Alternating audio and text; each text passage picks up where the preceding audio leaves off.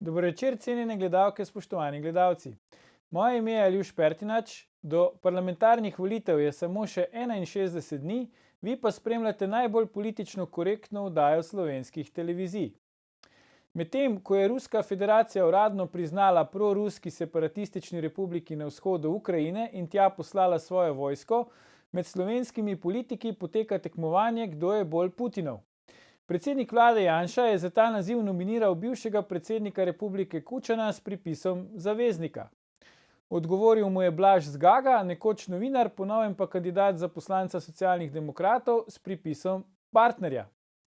Trenutni rezultat je torej očitno izenačen, kako bo v prihodnje, pa boste pri nas seveda izvedeli prvi. Sedaj pa se lotimo 83. oddaje jubilejne 5. sezone Faktorja na TV3. Resnica boli, komentarji še bolj. Danes bomo za vas komentirali, kako diha Vesna, zakaj Slovenija potrebuje še eno zeleno oziroma ekološko stranko.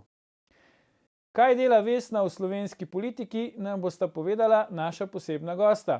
Predsednik stranke Uroš Macerl in podpredsednica Jasmina Jarant. Toplo pozdravljena. Dober večer. Dober večer. Uroš, dame imajo ponavadi prednost, ampak glede na to, da ste vi spiritus movens stranke Vesna, predlagam, da midva začneva.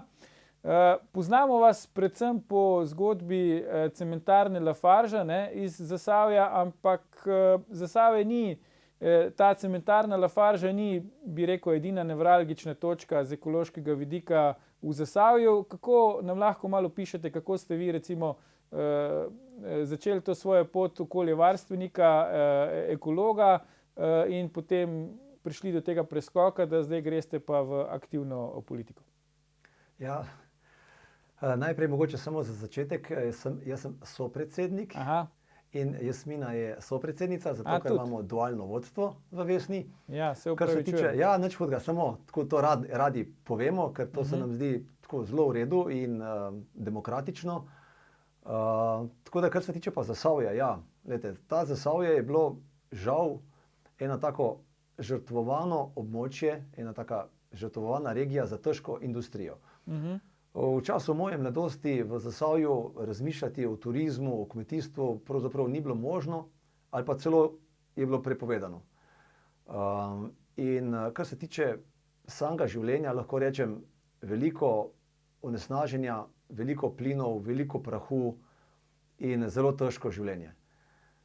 In pač v mladosti sem odraščal na kmetiji, ki sem jo potem tudi podedoval, in moja želja je bila, da bi od te kmetije tudi živel. Najprej sem delal 10 let, eno leto v rudniku, potem 10 let na projektivi rudnika. In ko sem prevzel kmetijo, me je to delo čezdalje bolj veselilo in pravzaprav mi je bil nek izziv preživeti kot kmet. In na nek način seveda preživeti nad zasavskimi dimniki v razmerah, kakršne so bile takrat, je bilo nemogoče. Drugo pa seveda, takrat sem si ustvaril družino in otroci so odraščali v takem okolju in skrb za zdravje otrok in za prihodnost je, bom rekel, vsak dan bolj prihajala na plano. Tako da smo se nekako začeli upirati temu stanju in lahko rečem, da načrti, ki so jih imeli takrat politiki z Zasavjem, so bili res zelo neprijetni. V Lafarge je recimo kupil trboveljsko cementarno leta 2002-2003, začel sežigati 100 ton nevarnih odpadkov dnevno. V termoelektrarni so imeli namen narediti komunalno sežigalnico in sredi Trbovelj so hoteli postaviti Kemis, ki je potem prišel Na Vrhniko. Vrhniko. Ja. No in tako se je začela organizirati lokalna skupnost, najprej v civilnih iniciativah, ki so se kasneje združile v Ekokrog. In Ekokrog je preko več kot 10 let trdega dela dokazal nezakonito obratovanje in sežig odpadkov v Lafargeu, uspel ubraniti prihod Kemisa v Trbovlje in omogočil, da se je ta regija začela razvijati na nek drug način. Danes je Zasavje optimistično. Takrat smo se pogovarjali o 150-160 dnevih za celodnevno prekoračitvijo prašnih delcev. Imeli smo izjemno visoke emisije najbolj nevarnih plinov in pravzaprav nobene prihodnosti. Danes imamo prihodnost, razmišljamo o turizmu, delamo o turizmu. Zasavje je prečudovito in tako, da ta del zgodbe nam je na nek način uspel. In seveda zdaj je na nas, da delamo naprej in lahko vidimo, da mladi v Zasavju, v raznih start-up podjetjih še kako kažejo svojo voljo in inovativnost. Kar se tiče pa potem delovanja samega Ekokroga, pa lahko rečem, da smo pomagali številnim drugim civilnim iniciativam po Sloveniji v njihovih začetkih z našimi izkušnjami. In se borili za to, da bi se prenehal sosežig odpadkov v Anhovem. Pomagali smo tudi v Šoštanju in v številnih drugih težavah. In na koncu nekako pristali, če gledamo zadnji tak večji dogodek, referendum za vodo. Smo pobudniki referenduma za vodo in bili smo na glavnih soočenjih in naredili smo veliko dela za res dobro ekipo. Ja. Ker tukaj lahko rečemo, da brez tako dobre ekipe to ne bi uspelo in združevanje znanja, moči, energije številnih ljudi, ki nas je povezovala ta boj za vodo, nam je pač uspel na tem referendumu. Da pa sem se nekako odločil zdaj za politiko, pa lahko rečem, da je tudi spoznanje tega referenduma botrovalo tej odločitvi. Ker po toliko letih aktivizma, skoraj 20 letih, ugotoviš, da pravzaprav ne moreš sproti sanirati tega, kar počne politika. In da je to izjemno izčrpavanje in da seveda, da se ves čas boriš za neke informacije, ki jih dobiš prepozno in potem gasiš ta požar.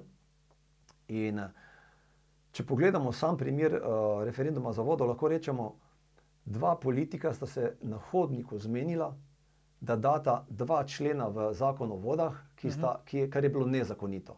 Kjer je dva politika, Uroš? Jaz mislim, da sta bila to Vizjak in Počivalšek. In v tem trenutku je nastopilo delo za pravzaprav 4-mesečno delo za skoraj več kot pol države, da smo to preprečili. Na koncu, po dobljenem referendumu, se tem politikom ne zgodi nič. Ne odgovarjajo za nič. Mi damo ogromno neke energije in v 2 mesecih po teh 2 meseca pozneje poskušajo te iste člene dati v zakon o gradbeništvu. Ker na nek način pokaže, da to ne bo nikoli končana zgodba in da se bo ta zgodba vedno nadaljevala, če se ne bo spremenila politika. In mi verjamemo, sam osebno verjamem, da je za napredek države v pravo smer potrebno sodelovanje civilne družbe, aktivnih državljanov in seveda politike. Predlagam, Uroš, da se k politiki, seveda pa tudi k referendumu za pitno vodo še vrnemo, da povabimo še Jasmino v debato, da nam ne bo zaspala tukaj v oddaji. Jasmina, vi imate tudi nažalost neko dosti tragično zgodbo v ožji družini, ki je tudi povezana z onesnaževanjem okolja, ne? Ja, hvala. Mislim, težko bi zaspala, ker me zmeraj rada poslušam Uroša, mislim, da je res fajn in je tako lepo, da imamo nekoga v Sloveniji, ki zna povedati stvari tudi na tak način. Drugače pa ja, jaz sem Primorka, nisem z istih koncev kakor Uroš in se verjetno tudi sliši, sem z Rehemberka, po domače v Vipavski dolini. Jaz sem pa prišla k Vesni, mene so povabili k Vesni novembra, kot se je v bistvu nastajala, ko se je začelo formirati, če bi pomagala s programom. Sama sem politologinja, imam magisterij iz politične filozofije. Drugače tudi delovala aktivistično na področju ženskih pravic in raziskovalka tudi univerzalnega temeljnega dohodka. No, in sem se takrat odločila, zelo hitro mi ni bilo niti težko v bistvu se odločiti, sem se tako odločila. Zato posebej je vplivalo to, da sem slišala, da sta Uroš Macerl in Urša Zgojznik, zraven Urša naša sopredsednica, ki je bila tudi zraven pri Očistimo Slovenijo, zaslužna. In ko sem slišala, da je skupina zraven za Anhovo, se pravi iniciativa Danes, civilna iniciativa Danes iz Anhovega, in je v bistvu bila to zame osebna odločitev, ker jaz sem izgubila brata za mezoteliomom plevre, plevralnim mezoteliom, ki je v bistvu po domače bi se rekel najhujša oblika azbestoze. Mi nismo ne odraščali, ne živeli v okolici Anhovega. Anhovo je od Rehemberka približno 40 kilometrov. Se pravi, ne spadamo v to področje, ki ga tudi se priznava, da gre za bolezen. Pri nas se v bistvu priznava, imamo možnost poklicne bolezni, da se priznava za azbestozo ali pa ta, ki je okoljska, oziroma tam v okolici nekega proizvodnje azbesta oziroma dela z azbestom. Imeli smo v Sloveniji 14 takih mest. Ne okuženih, ampak obolelih naj bi bilo približno 25.000 ljudi, ne bi bilo izpostavljenih azbestu, če računamo poklicno in pa tisti, ki so živeli v okolici. V resnici so pa ta številka verjetno dosti višje, ker poznamo tudi prav okoljski mezoteliom, ki pomeni, da se ljudje lahko dobijo v bistvu to obliko azbestoze čisto iz okolja. Se pravi, gre za ta neke vrste ekološko katastrofo. Moj brat je bil 43 let, ko je bil diagnosticiran. Živo je dobro leto in je bilo to strašno hudo zame in za družino. In v bistvu mi je Anhovo tudi danes še trpi. Ta Soška dolina ima že 100 let, leta 1922 so začeli tam z azbestom delati.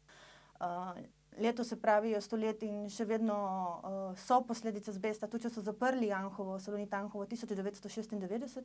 In glede na to, da mezoteliom v resnici je lahko malo, če rečem tako, inkubacijsko dobo, 20 do 40 let lahko računamo, vsaj še 15-20 let, da se bo kazal pri ljudeh, ker se pokaže takrat, ko je že prepozno in se ne da nič več narediti. Tako da po eni strani ta osebna zgodba, se mi zdi, da želim nekaj narediti, da se v Anhovem ustavi, in tudi zato, ker so moji sorodniki po strani moje svakinje tudi še vedno nad Anhovem in imajo tudi posledice zaradi te današnje sežigalnice, tako problemi z zemljo, z vodo in zrakom. In mislim, da je cajt, da naredimo nekaj tudi za naše otroke in za prihodnost Slovenije, za zeleno prihodnost in da pač se stvari uredijo tako, da bojo prav, ne da bojo na pol narejene. In moramo misliti tudi na zdravje in na človeka, ne samo na profit. Mislim, da k temu vajnemu uvodu ni kaj za dodati, tako da predlagam, da si vzamemo krajši premor, ampak ne nam uiti, gledalke, gledalci, se vrnemo po oglasih, ko nadaljujemo s komentiranjem, kako diha Vesna, nova zelena stranka. Ostanite.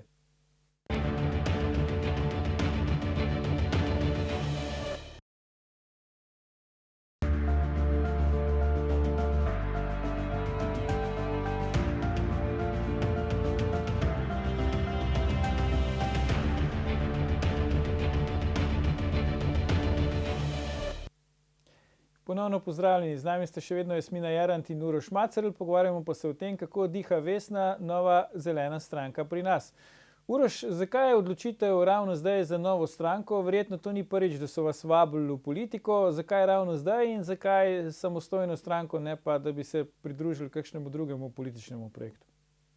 Ja, prvič zato, ker na nek način po tem, ko smo naredili v Zasavju nek obrat v načrtih za Zasavjem, smo lahko dokazali, da lahko civilna družba preko politike sama poskrbi za svojo prihodnost. In če smo poskrbeli za Zasavje, verjamem, da lahko poskrbimo tudi za boljšo prihodnost Slovenije. In drugo, ker je, zadnjih 10 let pred volitvami so vedno prihajali in me nagovarjali, da gremo v politiko. Vendar se v nobeni od teh politik pač nisem videl. Tokrat pa je zadeva začela nastajati prav na način, na katerega sem začel verjeti, da je prav. To pomeni, stranka Vesna je začela nastajati od ljudi, od spodaj navzgor. Začeli so delati preprosti ljudje z dolgimi leti delovanja na področju okoljskih dejavnosti, družbenih in tako naprej. In ti ljudje brez kakršnega koli kapitala iz ozadja, z najboljšimi nameni, z pisanjem programa, z številnimi pogovori pridemo tako blizu, da je potem pač padla odločitev, da se naredi stranka. In v tem trenutku sem verjel, da je to trenutek, ko je treba pač dati vse od sebe in Slovenija takšno stranko potrebuje. Se pravi, te govorice, ki se širijo, da je vaš boter oziroma stric iz ozadja Gregor Golobič, pol ne držijo. Ja, jaz ga v življenju še nisem srečal. Res? Jaz sem prvič slišal, zabavno. Tako da jaz ga v življenju še nisem srečal. Veste, previdnost ni odveč, ker pri političnih podjemih, kot pravi naš stalni komentator Bernard Bršič iz Zasavja, to se mi zdi skoraj nujno vprašanje. Ja, nič hudega. Ampak, kar se mi pa zdi tukaj zelo pomembno, je, da lahko rečem, da naša blagajna v tem trenutku ne poka po šivih od viška denarja, obratno. In to je pač rezultat tega, da jo delamo preprosti ljudje od spodaj navzgor. Ampak to je tudi po eni strani zelo dobro, ker mi nikomur nismo dali nobene obljube in po volitvah ne bo treba nobenih obljub izpolnjevati, zato ker bi nam kdo kaj dajal. In mi tega pač ne sprejemamo. Nam je želja biti zdoniran z malimi sredstvi od čim večjega števila državljanov, tako kot tudi prej nevladne organizacije, ker takšno delovanje je pravzaprav neodvisno in na tak način lahko najbolj politično korektno deluješ. Ja. Jasmina, mimogrede, od kod ime je Vesna za stranko? Ja, Vesna ime je bila, v bistvu, ko se je iskalo ime, so bile različne ideje in se potem v bistvu rodila ideja enemu od naših sodelavcev.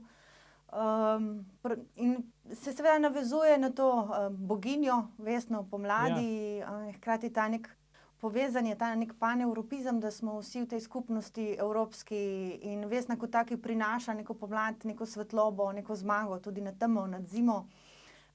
In na ta način tudi, da bi bili drugačni, da bi izstopali iz tega, ker dejansko vemo, da je nekaj desnih, zelenih strank.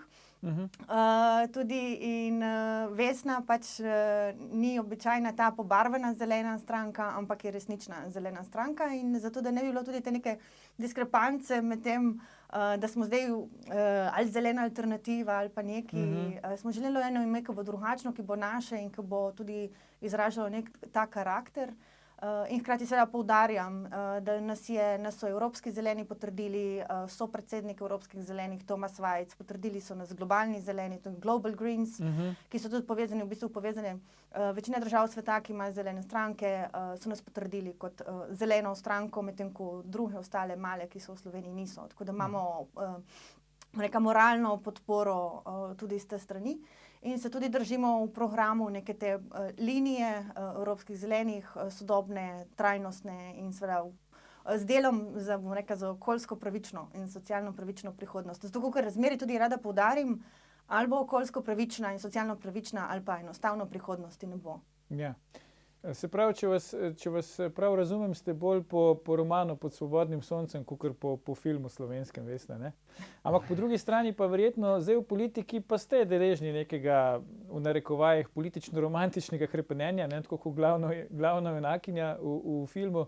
Zdaj, kako boste, vemo, slovenska politika je razdeljena, ne, predvsem glede vprašanja do polpretekle zgodovine, tu se zdi, da vse iz tega izhaja in potem naprej. Kako kanite vi z vašo stranko pač preseči te delitve, kako v tej, bi rekel, zasičenosti našega političnega prostora, zgolj s tem, se pravi polpretekla zgodovina, za Janšo, anti-Janša, kako prodreti to s vašo agendo, kako preseči te delitve? Mislim, bom kar jaz, če smem? Ja, seveda. Kar bi jaz rada pomislim in bi rada, da vsi malo pomislimo na to, da imamo v Sloveniji ogromno mladih in ogromno otrok, ki imajo pred sabo še dolgo prihodnost, ki ni nujno navezana tudi na preteklost. In moramo se zavedati, da je vprašanje, koliko časa nam bo še šlo tako, kakor nam gre. Podnebne spremembe, okoljska kriza niso izmišljotina, niso laž. Vse meritve, vsa znanost napoveduje nam zelo slabe čase. Protesti, ki se dogajajo mladih, ki so obupani, ki jih je tudi začela Greta Thunberg, niso protesti mularije, ki nima kaj delati in se ne v bistvu ukvarja in ne s politiko ali oziroma z nekimi rešitvami, ampak to so mladi, ki res želijo, da se nekaj spremeni. Mislim, da je tem mladim čisto na nek način vseeno, seveda ne moramo na nek način tudi izbrisati zgodovine, nikakor ne gre za to, ampak gre za to prvesni, da želimo preseči to tudi na način, da govorimo o tem, kaj treba reševati za prihodnost. Ker, veste, če bomo horeli v parih letih, če se bomo utapljali v parih letih, bomo zelo težko se pogovarjali o tem, kaj se je dogajalo od 41 do 45, ne pomaga prav nobenemu.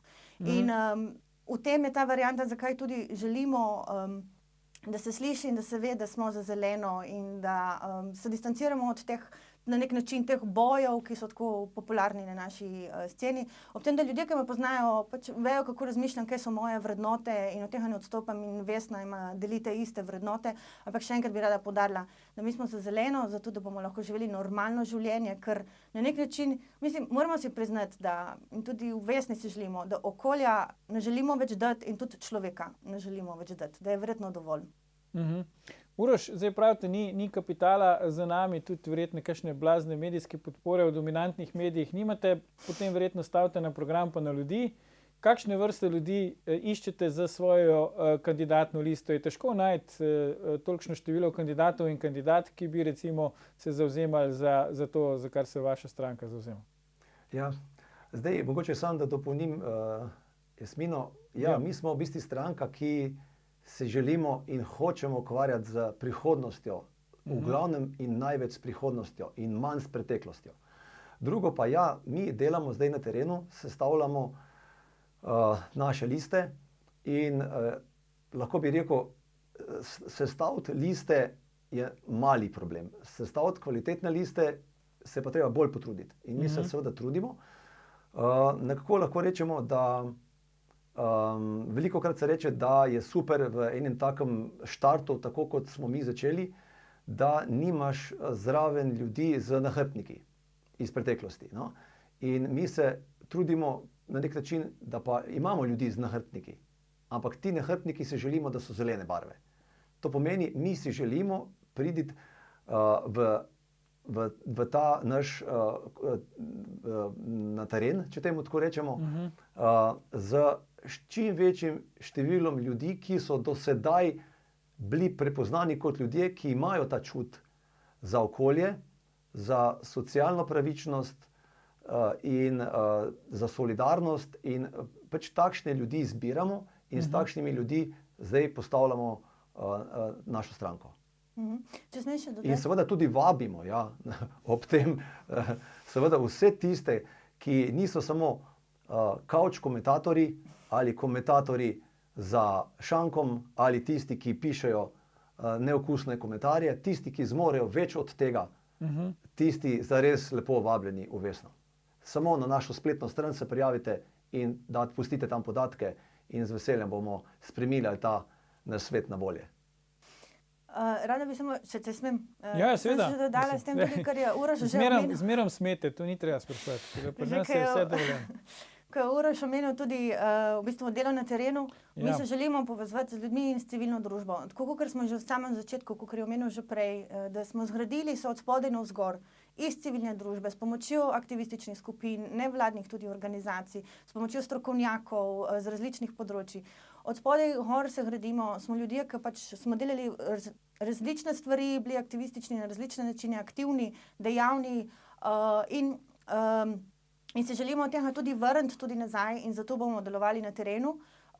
In tudi sprašujemo in si želimo, da nam civilna družba se še javi tudi s svojimi predlogi in idejami. Mi imamo končan program, za katerega moram tudi povedati, da je bil napisan zelo na hitro, v 2 mesecih, dobrih 2 mesecih, in mislim, da je zato odličen, kakršen je.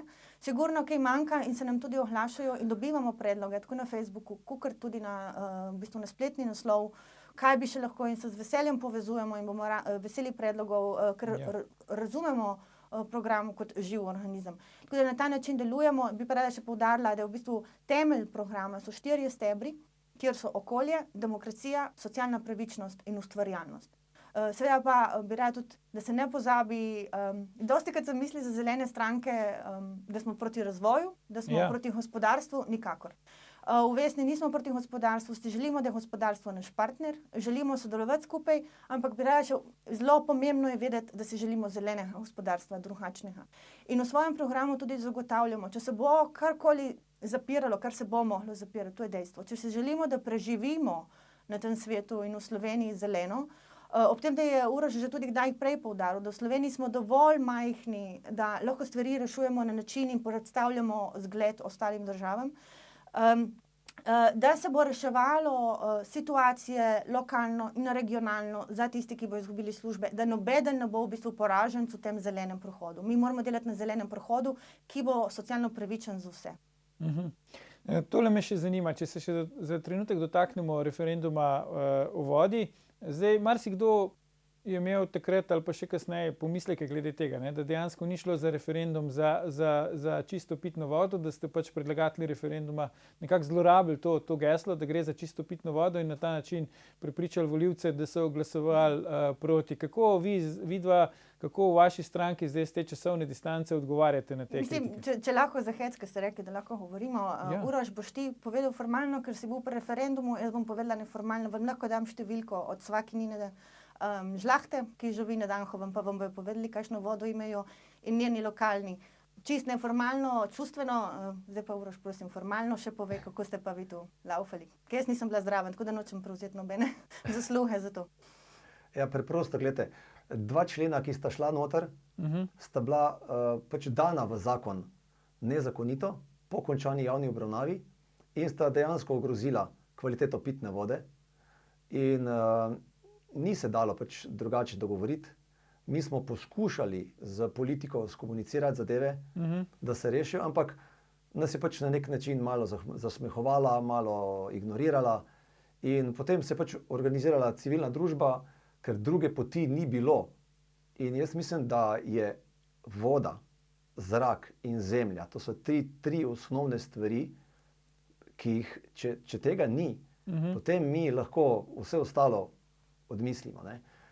In zasledovati ekološko pridelavo hrane, lokalno pridelano.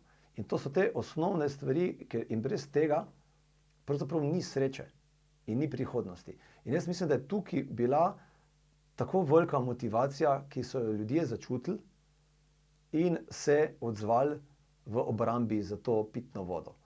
Kako so potem skomunicirale tudi kakšne druge politične stranke in kako je potem politika spolitizirala problem vode in kako se potem v medijih to prodajalo, če temu tako rečem, je pa druga zgodba. Ampak cilj je pa bila izključno obramba, zaščita pitne vode. Ena izmed najbolj vročih tem ta hip, ne samo v politiki, tudi širše, je oskrba z energijo, ne? Če pridete v parlament, kakšno bo tu vaše stališče, boste zelo ostri, rigorozni. Vemo, ne, Evropska unija se nekako zdaj čedalje bolj nagiba, da bi tudi pač zemeljski plin in jedrsko energijo dala pod obnovljive vire energije. Kako boste vi tukaj zastavili svojo politiko, če boste na volitvah uspešni? Zdaj, kar se tiče energije. Prvo, jaz mislim, da mi moramo začeti razmišljati o tem, kako porabljamo energijo, ne? Velik del energije porablja industrija in v industriji bi se dalo ogromno narediti za učinkovito rabo energije.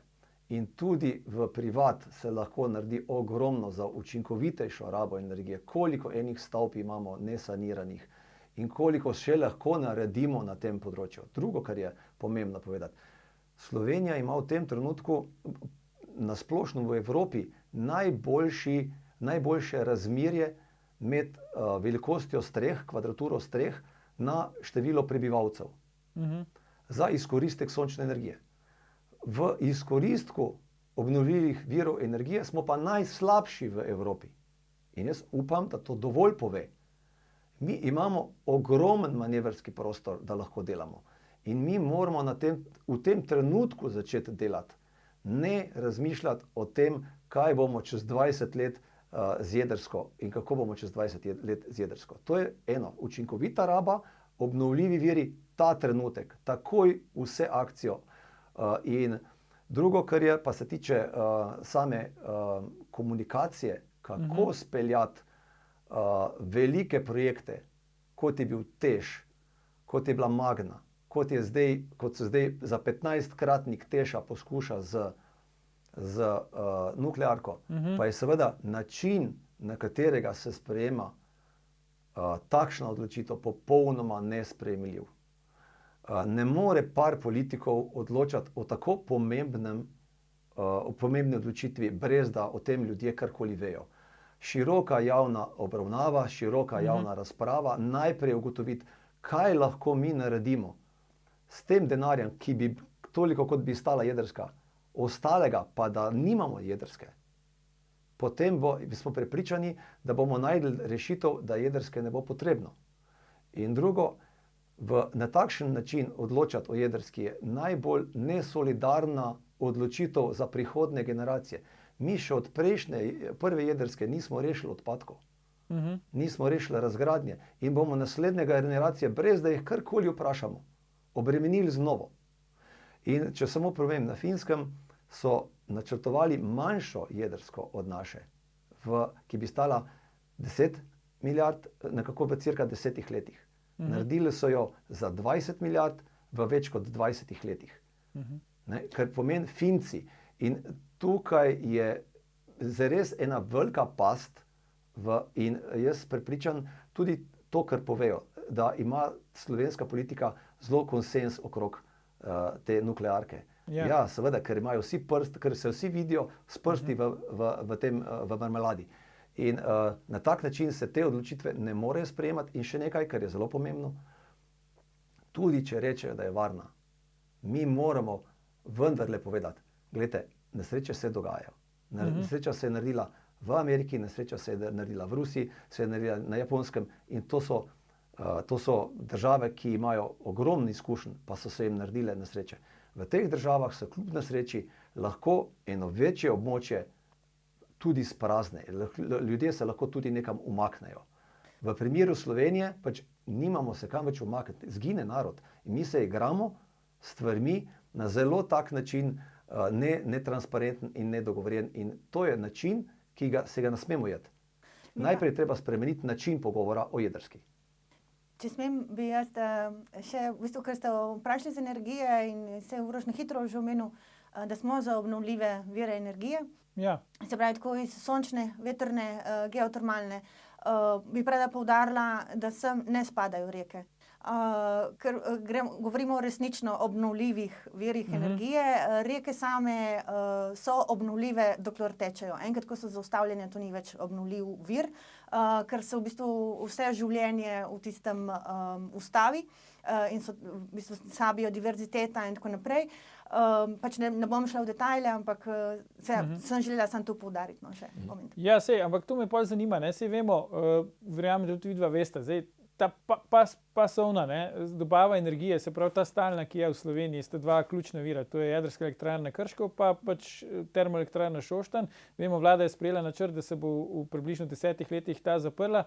Iz kje bi pol vi nadomeščali to? Čeprav razumem, tudi niste pristaši gradnji novih hidroelektrarn, TEŠ se zapira, jedrsko elektrarno Krško ne želite, da se zgradi nov blok. Zdaj iz teh obnovljivih virov energije, kot sta sonce pa veter, vemo, to ni stalno. Če ne piha, če ne sije sonce, energije ni. S kje bi potem pridobivali pač to osnovno energijo, ki jo rabimo za to, da normalno funkcionira življenje? Zdaj, prvo, mi imamo problem, ker imamo sistem, daljinski sistem pač elektrike, ne prenese velikih sunkov. In v tem trenutku seveda to je problem. Omrežje imamo tako zgrajeno, to imate prav. Ja. Seveda, ta omrežje absolutno je treba v tem trenutku začeti reševati in to se zavedajo, da je v Sloveniji velik problem in ga je treba začeti reševati. Sicer pa sem prepričan, da obstajajo variante tudi z vodikom, tudi na druge načine, razne prečrpalne zadeve, kjer bi v tem trenutku lahko začeli iskati rešitve in jih začeli graditi. Sem pa prepričan, da v naslednjih 5-10 letih bojo prišle nove rešitve, ki lahko naše težave odpravijo. Če pa mi čakamo na jedrsko, ki mogoče ne bo 20 let narejena, pa na obnovljivih virih ne naredimo nič, potem pa bomo stali na mestu. In mi samo v tem trenutku ne smemo več stati na mestu. In moramo začeti zadeve, ker tam imamo, recimo, sonce je danes po isti ceni sije, kot je včeraj in kot bo naprej. Ker pogledamo, kako smo v bistvu mi nekako odvisni od energije. In ta neodvisnost od energije je najbolj neodvisna, če se z obnovljivimi viri lastnimi oskrbimo. In potem ne bo pač takih težav, kot jih gledamo danes s plinom. In tudi, kar se tiče jedrske, seveda, mi pri jedrski ne moremo govoriti, da je to vir, ki je domač. To je res, ja. Ker gorivo dobimo iz tujine. Absolutno. To drži. Tole me zanima, Jasmina, Uroš, ne? Zdaj, ko pridete v parlament po volitvah, če pridete, zdaj vemo, pač opozicija ima neko določeno moč, ampak večjo moč imaš, če si del vladne koalicije, če si v vladi. Je vajna stranka pripravljena iti v vlado in če ste pripravljeni iti v vlado, kako boste potem, bi rekel, lovili ravnotežje med tem vašim programom pa med nujnimi kompromisi, ki jih je potrebno sklepati, če si del neke vladne koalicije? Mi smo v bistvu ustanovili stranko in pač tudi naš plan je, naša želja je tudi, da pridemo v vlado, da lahko tudi kaj naredimo, v bistvu izpolnjujemo te naše želje in stvari, ki smo si jih zastavili v programu. Bi pa rada poudarila pri tem, enako kot gre za ostale zelene stranke, ki obstajajo, ni nam za oblast.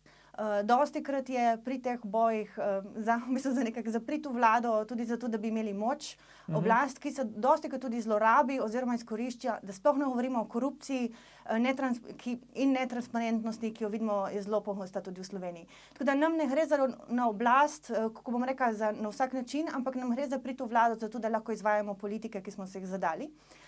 Kar se tiče koalicij, možnih koalicij, pogovarjali se bomo samo s tistimi, s katerimi se čutimo, da je možno, da imamo skupne, bom rekla, in zahteve, da smo si blizu po programu in tudi s tistimi, ki bodo imeli uho za zelene politike. Ne moremo se pogovarjati s tistimi, ki tega ne razumejo, da so to pomembne zadeve za prihodnost in ki ne ločujejo med tem, kaj so zelene politike, kaj je pomembno za človeštvo, za preživetje človeka na eni strani in med tem, kaj pomeni profit. Pač ne moremo več postavljati profita pred človeka. Tako da bomo se držali linije, da se pogovarjamo s tistimi, s katerimi lahko delamo skupno boljše. Če pač ne bo šlo, se umaknemo in bomo na druge načine delovali.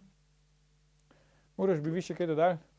Pač to, da na omejenem planetu neomejena rast dobička in BDP-ja ni možna. In tega se bo treba zavedati. In tudi neomejena rast BDP-ja pač, kot vidimo, preprostemu človeku ne koristi najbolj, ker bogastvo se bolj kot ne kopiči pri enih in istih lastnikih kapitala. In v tem trenutku to ni najboljša formula in nam ta formula ni všeč. In bo treba začeti delati drugače. V tem trenutku gledamo, da ta recept pač pripelje do tega, ker danes je pač vsakdanje. Imamo zaposlene ljudi, ki delajo 8 in več ur in so socialni problem. Imamo ljudi, ki so več kot 40 let delali in to težko garali, pa so socialni problem. In jaz mislim, da takšen način delovanja družbe, kjer imamo tako nesolidarno in bom rekel, nepravično razdeljen denar in bogastvo ni v redu. In te zadeve je treba začeti spreminjati. Evo, in danes so vaju volivke in volivci slišali, kakšen pa bo rezultat, pa seveda boste videli po volitvah. Jasmina Jerant, Uroš Macerl, najlepša hvala za vajino gostovanje v naši oddaji. Gledalke, gledalci, to je bil o zeleno-ekološki stranki, že 689. Faktor na TV3. Jutri bomo za vas komentirali, zakaj se slovenska politika pospešeno balkanizira. Ne zamudite, predvsem pa ne pozabite. Ni vseeno, kdo kaj reče.